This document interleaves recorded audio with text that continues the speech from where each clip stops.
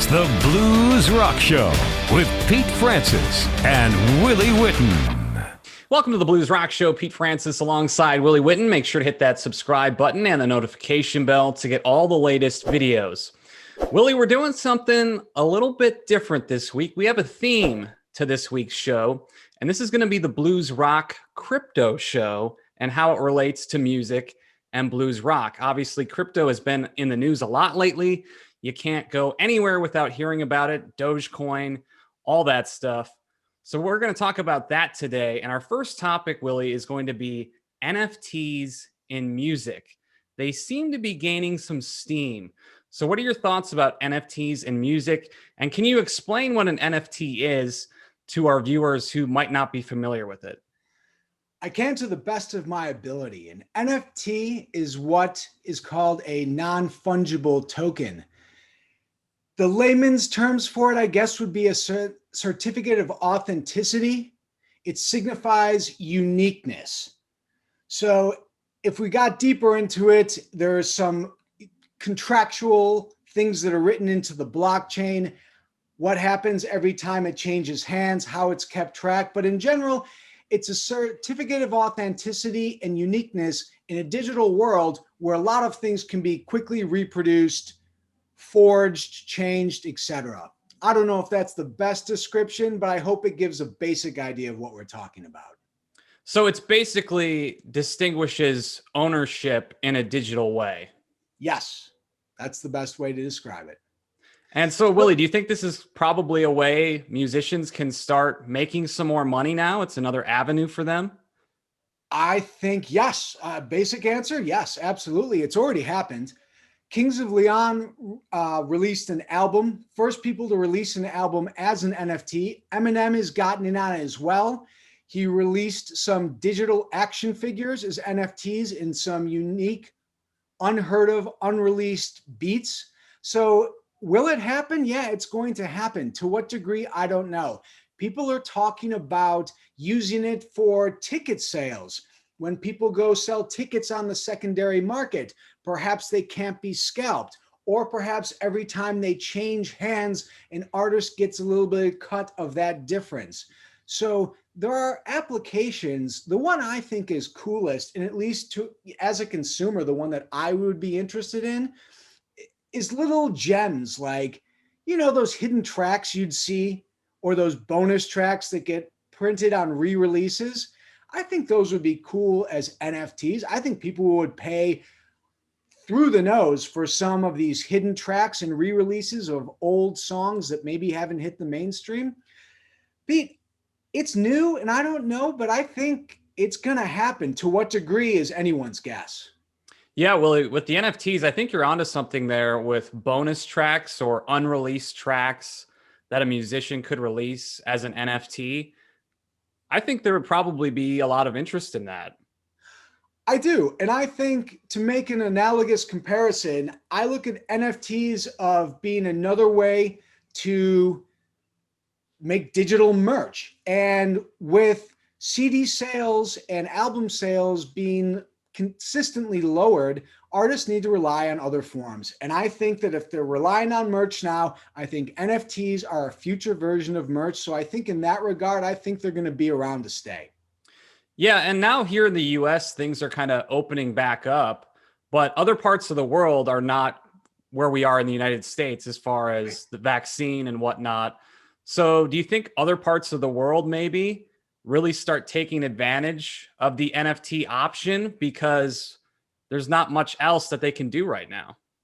I think absolutely. And I think if you look at other technologies and ways that things have exploded, some of the online banking, there were a lot of countries also that went directly from landlines to cell phones. They never really had sort of that in-between payphone. So I think that certainly countries now that maybe look to be hurting on the music scene, by force, by necessity, they may be eventually the leaders in what I think is going to be definitely a huge boon for artists, especially, Pete, those who really don't sell CDs and are sort of getting the short end of the stick on their streaming royalties. So here's another idea, Willie. We're talking about crypto and coins, and Yeah. obviously it's kind of a craze right now, and it's getting more into the mainstream. What if musicians, bands, artists had their own coin and people could invest in them? Well, I think when we talk about investing in musicians, we're sort of putting two different ideas together.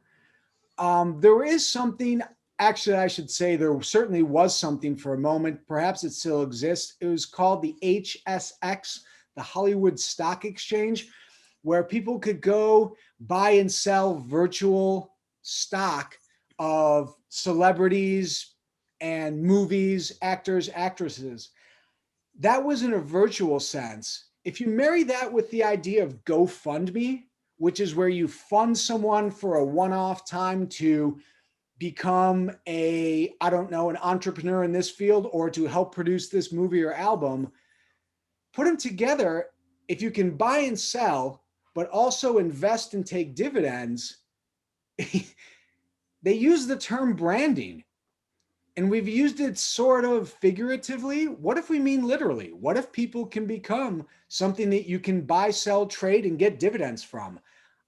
It seems far-fetched, Pete, but as musicians try to find ways to finance their operations, I don't see why not. Pete, there would be artists that I would be willing to throw in some money with maybe a chance of a dividend and also a chance to help them recognize the ability to make this tour or make a new album. Wouldn't you? Well, you have an artist who's coming out with an album, or you know that they're going to go out on tour, then maybe that's what you would do. You'd be able to invest in that artist and kind of see where their career goes. I mean, if you're confident in them and you have faith in them that they're doing big things and they're going to keep building and keep improving their career, I think it's an interesting concept. And I think it also, when we talk about it's hard to get a record label deal, right? Yeah. Well, I think what if you just have a strong fan base and people who believe in you, you can say to heck with the record labels. You know what? I can get a better deal for myself instead of giving money to a corporation or to a person who's got more than they could ever spend in 10 lifetimes. What if I can have my fans put trust in me? I'll give dividends back. And along the way, they can trade some off to other artists they like. What? Once again, it's the crypto future. Do I think this will happen? I don't know, but it seems better than what artists have right now, which is you can't get a good record deal. And if you can't get a good record deal, you can't get the good royalty levels on your stream. If you can't get a good record deal, then how are you going to get billing in these concerts and festivals? Yeah, I definitely think it's an interesting idea, especially in this digital world. And it could really shake things up if something like that happened, Yeah. especially for artists, Willie, that have really big social media followings and Yes. could kind of get the word out about that. I think those artists with really strong social media followings could be benefiting a lot from that. Right. It's almost as if you've already made your first round for investors and people who are interested. If you have 10, 20, 100,000 followers, then what that tells you is that at the very least, there are people who are listening. So social media is sort of that first step. If you look around and you say, well, if I only have 492 followers, then chances are you're not going to be able to drum up that sort of money because you only have that many followers. Because I'm thinking that this is something where people will be throwing in small amounts. Right. I think there will be some bigger people doing 100, 1,000, 5,000, but I think for the most part, you're going to have people throwing in micro shares, $10, $20. So you're going to need those numbers of fans, and you're going to find out where they have them or not by your Instagram followers. And that might also make the fan feel more invested in the artist and really want that artist to succeed because they actually have a real Right? investment within that artist. Right. And that is when truly I think there's a lot of feel, and some of it's true and some of it's false. But I think there's a lot of feel where fans feel that they know, like they know their artists, they know the bands they love. And in today's world, I feel like some of that idea is a little bit false. But like you said, if you do throw in some money, then guess what? I am sort of in this. And that is cool, I think. That would be something I would do, Pete. Yeah. So, Willie, as we mentioned, crypto has been a big news story lately. Bitcoin, Dogecoin. You're hearing a lot about this in mainstream media. So, we're going to play a little game here, Blues Okay. Rock Crypto. So, we're going to take different crypto coins and we're going to both pick an artist for that coin. And we're going to start with Bitcoin. And Bitcoin is basically the gold standard, the top coin in crypto. It's the most valuable commodity in crypto. Right. So, Willie, which blues rock artist would be your Bitcoin? My Bitcoin, and they've been in the news recently, and I feel it. The Black Keys. That's a good pick. I think they're great. I think every time they're on the radio, you hear them, you know them. Anytime they want to play a festival, they're going to be near the top of that list. If you turn on your TV late night, you might see them performing. They've been around for a while now. Their songs are featured in advertisements. They are constant headliners. When they want to play and they ask other people if they want to join them for an album, the answer is usually yes. That is my pick, Pete. Who is yours? Okay, my blues rock Bitcoin would be Joe Bonamassa. Okay. Because basically, he's kind of the guy everybody looks to. He's sort of the gold standard in the genre right now. Yeah. Obviously, tours like crazy, very, very prolific. You know, he's in the news, right? So just like Bitcoin, and a lot of people are following him to see what he's doing. And a lot of people are comparing themselves to him. So for me, I would definitely say Joe Bonamassa is the Bitcoin for blues rock. That makes sense to me too. When you mentioned him, I just thought of this. When you think about how you get into some of these other currencies, and in this case, other artists, maybe it's Joe Bonamassa, because in that sense, like Bitcoin, you got to get into that first. How many artists has Joe Bonamassa produced, picked up to help them out and pretty much embellish and further their careers? A lot of times it's Joe Bonamassa. It does sort of make him like, and it's kind of interesting too, because you look at when Bitcoin launched and kind of how it's grown and how much it's grown. And you look at how much Joe has grown and how much his fan base has grown over that time. Yeah. Pretty comparable. Right. A lot of people didn't believe in him at first. They're looking a little bit silly right now. Yeah. So now we're going to talk about Ethereum, which is the second highest value coin. But Ethereum has a lot of good connections. It has a lot of endorsements. Mark Cuban endorses it. He's kind of behind the coin. It definitely has, like I said, those connections. A lot of people think that Ethereum is going to go places. It's right now it's number 2. Some people say it could be 1. Willie, who would be your Ethereum coin? My Ethereum coin, and a lot of it because of the connections, I'm going to go with the Almond Bets band. They're already very solid. I know that some people would say that, wow, they're a little bit of a long shot. They're not that big. I think their last album was that big. And I think that their names, and when I say their names, I'm not saying that they're coasting on their names at all. That's not the case. But I think that connection idea, when we think about Ethereum, whether it's in different types of crypto ideas, Ethereum is used a lot.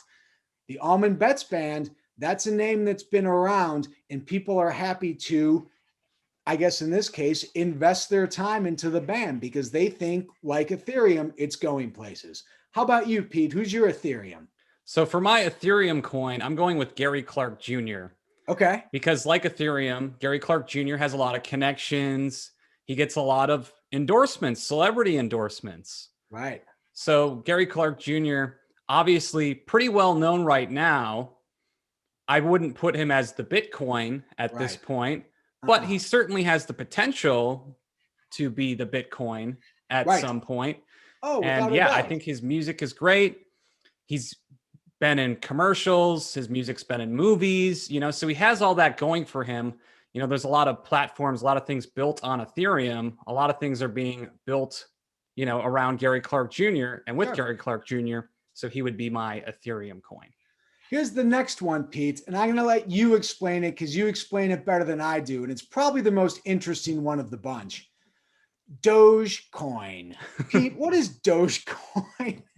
So Dogecoin is another cryptocurrency, but this one kind of started as a joke, actually, but it's gained a lot of following and it has a very passionate fan base. Right. So it has a real like sense of community. A lot of people are around Dogecoin, are getting involved with Dogecoin, and they're actually taking Dogecoin to fund SpaceX to the moon.